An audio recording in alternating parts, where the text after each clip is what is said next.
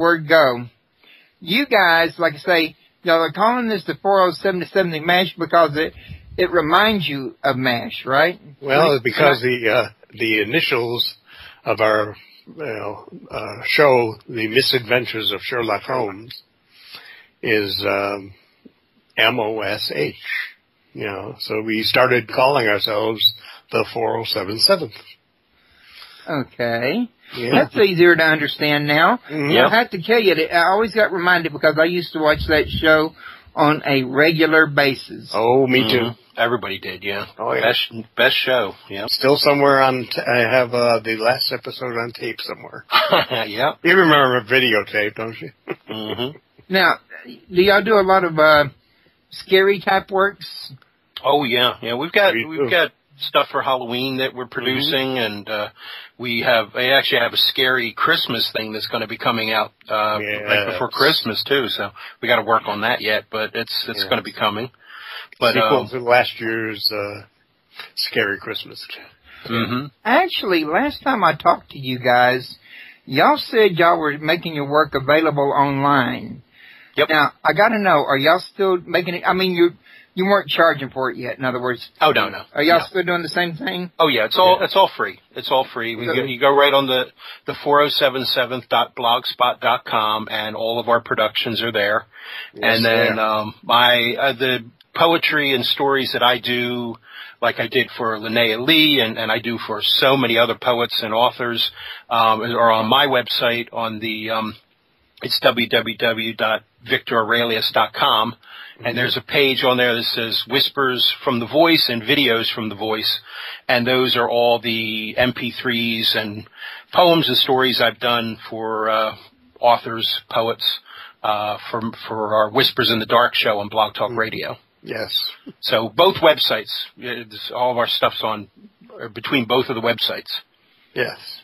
But all the production things that Jeff and I have done are all on the 4077 site, and we've been really busy because we did so many episodes of different shows now, and we've got so many continuing things now. So we did a series called Lilith's Children 2 years ago. We did that, and that ran 10 episodes, and we plan eventually to do a second season of that. And we're doing now a series called Victoria, Empress of the Universe. Yes. And we did 3 episodes of that, and I'm working on the 4th one now, so that may come out probably either by the end of the year or maybe early next year. And then Jeff and I are also working on a bunch of these short episodes called Jeff Niles Presents, which are little scary little stories that we're doing now. We did one last month that was called 2:30 Appointment. And then we've got one that's coming out this month that's called Clucks at Night, which is about a vampire chicken that a friend of ours, Rocky Carledge, wrote, and we're producing it as an audio drama. And it's actually really good. It's actually a serious little story about a vampire chicken. So it takes place on a farm, and it's a fun little story. So we'll have that out before Halloween this month. Wow. So, but we've got a lot of stuff we're doing. Yeah, there's a lot of stuff. And then I gave you a lot of MP3s there of different projects we've done over the last few months to the last year. So yeah, we're constantly. I've got these loaded and ready to play. Very cool. And I'm really pleased that y'all are going to be able to hear it with me. That kind of bothered me that y'all couldn't hear it through the Skype. I had no idea that the code had to be up at the site for this y'all to hear it on your end. But okay, if that's the way it works. Yeah. But yeah, so this is like I say, it's just a hobby for you guys. Y'all really enjoy doing it. And well, so are you guys both single, if you don't mind my asking? Yeah. Oh, yeah. Yeah. That would explain it. It's just something we do just to keep busy. So. Well, yeah, because most guys like me that are married and have kids, they don't have that kind of time to devote. Yeah, I was going to say, you don't have the time. So I'm that's why I retired. thought that maybe you weren't married. Yeah. No, it's just we're both retired, and it's just it's just something to keep us busy. It's just I enjoy writing and producing, and Jeff enjoys producing and acting, and it's just so we both love doing voice work, and it's just something just to keep us busy. Ever think about going to the neighborhood community centers or churches and doing anything live? Well, Jeff has done and still does some live events. He does. He's done theater for a long time. Oh yeah, I was a stage actor for most of my career. Wow. Yeah, for over 40 years. You gotta really enjoy it to keep after it like y'all do. I gotta tell you. Mm-hmm. I love it. I'll be honest with you. I don't make anything off of this show per se. Maybe $20 every 3 months. I'm doing this because I enjoy it. Mm-hmm. Oh yeah, that's it. That's why we do it. Yeah. I'd drive my wife and kids totally insane if I didn't have a distraction. Yeah.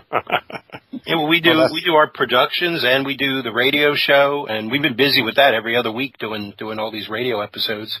This month we've got about 9, well, including this show tonight with you, but we've got like 9 radio shows we're doing this month. So a few. Yeah. But normally we do one every other week, but this month for Halloween they just need us all over the place. So yeah, you do know for future reference that you'll probably hear from me around Halloween time. Yep. If you don't any other time. Mm-hmm. Yep.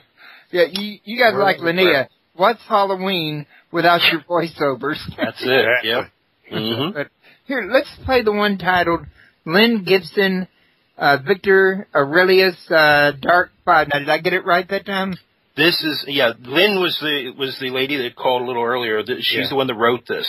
Her novel is called, To Be His Soulmate. It's a vampire novel. And she was a guest on my show a few weeks ago, and Lynn and I just really hit it off because she writes about vampires, and then she found out about me as the 2,000-year-old vampire, and we're going to meet each other at the Spooky Empire Convention, October 25th, 26th, 27th here in Orlando. Where is that? Okay. Yeah, it's right here in Orlando, Florida. And she's coming in from Louisiana, and it's the first time I'm going to get to meet her in person. Mm-hmm. But we've been friends now for a little over a month, and we constantly chat with each other every day on the internet. And but she wrote this, and it's a piece from her book. But this was called Dark Val, and so this you kind of hear what my vampire character sounds like. You know what? She might want to come on my show and tell my listeners about her book one of these days. Oh, sure. Yeah. Oh, absolutely. Oh, she'd love to do that, yeah. She might be noticing there's nobody in the chat room, but she ought to go look in my archives. I've had a couple 100,000 hits to those archives. Cool. Very cool. Yeah, yeah. People just don't show up live like they used to when I was at Blog Talk Radio. And you know what? I think the biggest part of my listeners over there was radio show hosts. Yeah, yeah. So, I'm glad I picked this one out. I picked a perfect one. Yeah. Yes. Here we go. And with his arms outstretched into the dark, a vow he made from the depths of his heart to walk within the light no more, for now their blood would settle the score. Those that murdered his true mortal love would beg for swift death to their gods up above.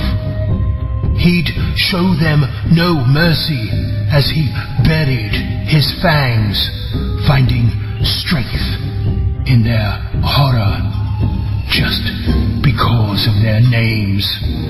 He'd feast on them all, sparing no generation, as he hunted the land, fathering the vampire nation.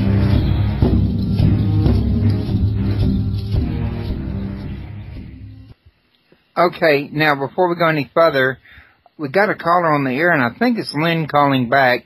And there is something I forgot to mention.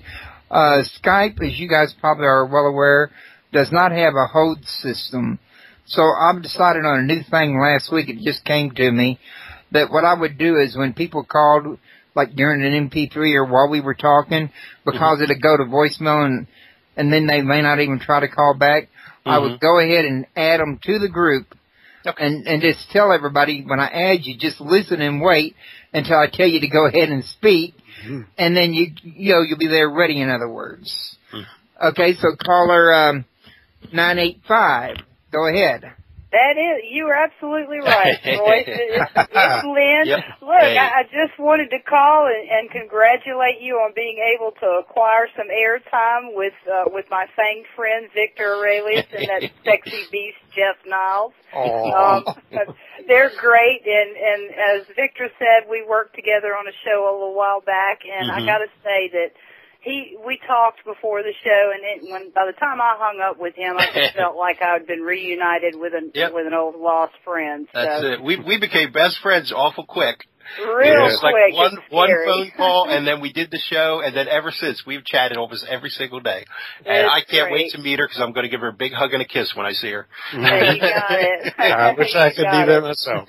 Yeah. Oh, well, Jeff, we'd love to have you there too. But I'd love to be Jeff's there live, but I will call in. Yeah, we're going to do 4 Blog Talk shows from the convention. We're going to do one Friday night, 2 on Saturday, and 1 Sunday. And Jeff is going to pop in probably Friday and Sunday and do the show with us. He'll be in Chicago, but he'll be doing it over Skype with us. Yes. So, but it'll be fun. But and that is when? It's October 25th, 26th, and 27th here in Orlando. It's right near Universal Studios. It's just wanted to get that out on the air. It's the Doubletree Hotel. If you look at spookyempire.com, it gives you all the information there. But the hotels are all full. Yes, definitely. I tried to make my reservations, Victor, about 2 weeks ago, and Doubletree was booked. I got the last room in the Spillover Hotel. So, Well, Lynn, you're going to have to leave. Let Viktor give me your contact info so we can set up an interview. Yeah. Victor knows exactly how to get in touch with me. I'll send it. Yep. Okay. Where he goes, I go. That's it. There we go. Yeah, I know Lynn would love to come on your show and talk about her book. So it's going to be a great book. I've been getting these little previews of it, and Lynn is just a wellspring of vampire history knowledge. She knows everything. So we're going to be talking about vampire history all that weekend for the convention, and we're going to talk about that during the show, and we'll probably do like vampire trivia, and we're going to have a ball. I can't wait to read it either. You know who would be a good person to talk to? Mm-hmm. It's going to be exciting, and as you know, I missed hearing the poem because of the lag in the broadcast. But I told Viktor that he made that poem. They were words on a page, but when he put his voice behind it, it made that poem. He is the master at what he does. Well, I'll tell you the truth, Lynn. I met Viktor through Linnea Lee, the author of Atlantis, and one year she says, one time she's going to be on there, says, you mind if I invite a friend of mine, Viktor? And I'm like, sure, bring him on. And, well, like you and him, me and Viktor just hit it right off. We became friends right away. I did a couple promos for Royce for 2 different radio shows, and anytime he needs something, all he has to do is ask, and I'll record something for him. I think I got caught up in the Viktor aura myself. But, real fast. Yeah, Viktor's a really easy person to meet, and he does really fantastic voice work. He did my intro for my old show, Paranormal Palace, and then when I got ready to do variety shows and give up the exclusive paranormal, I still do paranormal, just not exclusively now. He did my variety intro for me, so I got a real quick one-on-one on the voice of Viktor Aurelius, which is Aurelius, which is very minied. It's like a diamond. It's multifaceted. Yes. Well, the first recording was probably about 3 years ago, so. Yeah, and the difference between the two, it was very noticeable. I just played the one. Here's the one for this show here, Talk Now Radio, and I better move it. I don't have it in the Queen, because I know what'll happen if I do it now. Here it goes. Listen to for authors, voice there. Filmmakers, entertainment, and all your listening needs. Listen now to Talk Now Radio, where no topic is taboo. Now, this one is 3 years ago, the first one he did for me. Welcome to Paranormal Palace Radio, where truth equals reality, and truth is often stranger than fiction. I don't know where the bark came from. I don't know. It's mine. Oh, your dog? Okay. I'm guilty. But did you guys catch the vast difference from 3 years ago to today? It's like a violin that's been played by the master's hands. It just got better, didn't it? Well, the voice changes. It's just, it's just a voice that I do. I turn it on and off, but the problem was when I was doing the radio show at the very beginning, when we started doing Blog Talk 3 years ago, I was doing the voice through the entire episode, and by the end of the show, I couldn't talk for like 2 days afterward. And so I kind of softened the voice up a little bit more so I could do it longer, but it's still, today, I spent 5 hours today recording things for my Halloween episode. And, so I do the voice, but it's a little different now. So, yeah. So it does take a toll on you then. If I do it the old way, it was so raspy and it just was, it just really just destroyed my voice. So I softened it up a lot now, and I don't do it as rough as I used to do it. So he kind of mellowed out through the years. So. Well, I never knew the difference until I played both of them back to back. I listened to a lot of old recordings I did for Linnea about 10 years ago. And then listen to stuff that I've recorded for everybody just, this year. And the quality is so much different. I use different equipment now, and I use different programs. And the music that I use is so much better. We deal with a couple groups that have free music for different productions and sound effects and all. So I have, a huge library of music and sound effects now, thousands and thousands of things, tens of thousands of pieces. So it does make a difference. And it's so much better quality now, and the voice is a little different than it used to be, but it's getting a lot of use now. So I do a lot of recording. Do you ever do say you and Jeff do haunted house sounds? Haunted house sound. I mean, do you think, for instance, you could create a whole play of the different noises of a haunted house, for like a voice show that people could listen to, make it sound like you're actually going through a haunted house, even if you're not? Maybe I'm not describing it real good. Well, I know what you mean. You mean all the spooky sound effects and voice and scary voiceover and then stuff. Throw your voiceovers into the right places and. Oh yeah. I could do my evil laugh all the time. Yeah. Well, we do all these productions, and you'll hear some of the productions that I sent you. That Jeff and I do a lot of different voices in there, and but. Yeah, we do a lot of scary stuff and a lot of, we do horror, we do adventure, we do some comedy, we do some comedy too, yeah. So, the Misadventures of Sherlock Holmes is like really funny stuff, so. I like it. And it was, that's the first production I was involved in with Jeff was just doing, a couple little lines for one of his, Misadventures episodes. And then we jumped into doing Littlest Children. I asked him if he wanted to be involved with it, and so he helped me out with that because the company I was with kind of dropped me, and they didn't like the adult language, and they didn't like me having the freedom that I had. And I don't care. And Jeff says, "Hey, come over to my page. Come over to my website, and you can do whatever you want." And ever since then, we just we did whatever we wanted. I don't believe in censorship, so no. Well, I got some good news. Stanley came back. Oh, good. I'm happy to see him. Stanley is going to be on my show later this month. He is the author of, I want to say the name of the book is Paranormal Investigations, but he is Cajun Ghost Stories. He does investigations in Louisiana, picks up a lot of EVPs, and the man is really phenomenal with some of the things that he's gotten on his EVPs. Wow. He does a fantastic job. I never read his book yet, but I've heard some great reviews on it. Nice. But the guy's been on my show before. and he comes back frequently as a listener, which just makes me feel so good about myself. Mm-hmm. But yeah, and he's back in the chat room listening right now. He's one of the people I got scheduled for this month because I figured would be just perfect for Halloween to hear about Cajun ghost stories. Mm-hmm. Oh yeah, so very cool. That's going to work out pretty doggone good. But I was thinking, if y'all ever had a chance to work out one of those things for Halloween, I would be more than happy to play it if you had it. Mm-hmm. I mean, don't go out of your way, but I'm just talking about sometimes you happen to be doing it for your one of your projects anyway, you know what I'm saying? Mm-hmm.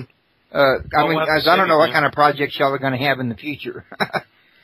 Well, the projects we do are, it's just, they're pre-written scripts, and we have a lot of actors that send us their lines, and then I piece it all together and put it together with music and sound effects.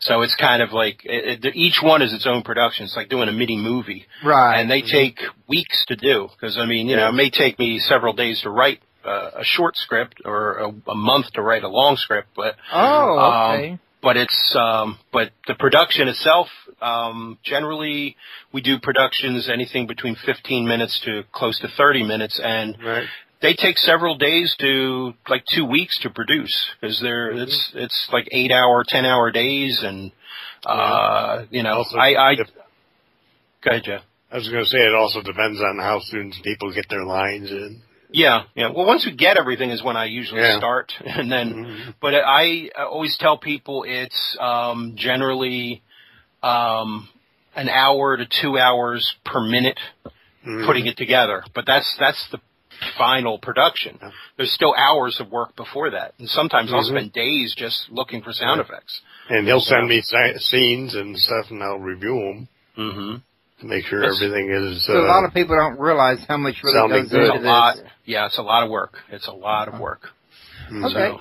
Well, listen, guys, we got this Haven of Dante clip. Why don't we play that one? Okay. Let me give a little bit of a detail on it. Jeff and I both do voices in this, and it was written by Leonardo Ramirez. This is actually the prologue to his book, and it's a sequel to Dante's Inferno.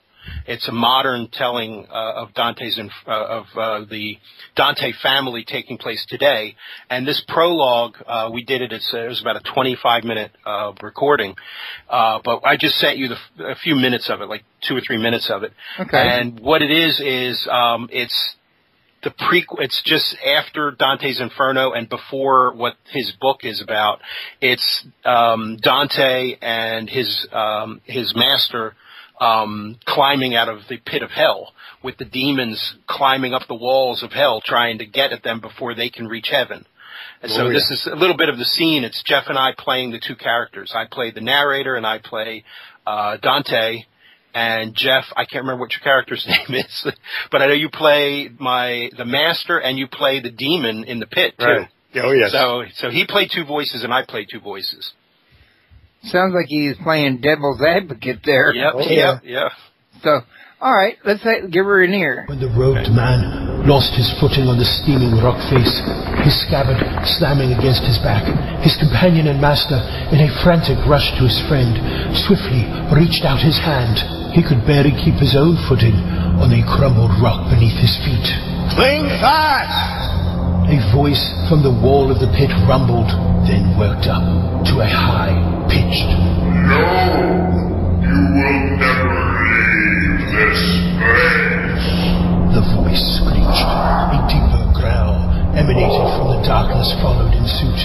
"With impudent arrogance, you have desecrated our realm." Worriedly, the man gazed up into the waiting eyes of his faithful friend. Virgil reached out with his other hand towards a sturdy boulder just beyond his reach. Virgil had accompanied him to this dreadful place as his master and guide through each trial and each victory along every step of the way, as a good friend would. "Cling fast! Hold!" said the master, panting wearily. "For by such stairs it behooves us to depart from this evil." Virgil slipped on the fragile rock that gave way under his foot. The robed man looked down into the abyss. and then up again in resignation at Virgil. Should the evil consume me, my master, the pain of loss may be no more. Think not on this path, my brother, for should this evil be thine, it shall surely be thy master, and replace your pain with a greater torment. Virgil hastened and managed to grab his hand. "Ah!" cried the robed man, almost losing his grip. Virgil strengthened his hold on his brother's hand and pulled, the weight of his friend taxing him. He secured his feet behind a sturdy rock and used his legs to pull harder. Virgil stretched his arm toward a shorter hold, just beyond his reach. Come nigh unto me, he prayed. Virgil quickly decided that the rock was indeed too far, and instead focused his attention on his grip, joining one hand to the other. Strength, I pray thee, bestow upon my unsteady hands. He pulled harder and slipped. Just before Virgil would have fallen over the precipice, the robed man managed to grab hold of the ledge just above him. Virgil scurried onto his feet and pulled his robe off. He hurried to tie it around the boulder that he had previously tried to get hold of and went back to his friend. Take hold! He threw it down, and as he did, his eyes wandered into the abyss. Two glowing eyes on the inside wall of the abyss stared with great contempt at the ones who dared to taint their domain. Two more eyes appeared in the darkness. Then 4 eyes became looming shadows moving towards the trespassers. Oh, heavens above, and angels beware! What is it? A beast has departed the ice lake of Cocytus and demands a feast. Haste! Pull! The robed man pulled with all his might as the crusts of rock fell into the darkness. Wow, that was wicked. You like that, huh? Jeff, you had to be the one that had that one kind of a deep setter voice, He was the demon in that, so. Yeah, the demon. Yeah. But, y'all each have, great voices for what you're doing, but unique voices. Like they're just tailor-made to certain parts. Well, I actually can do a lot of different voices. Oh, I didn't mean you couldn't do different voices, but, you know what I'm saying. Yeah. We both do accents and voices and impressions and, all that.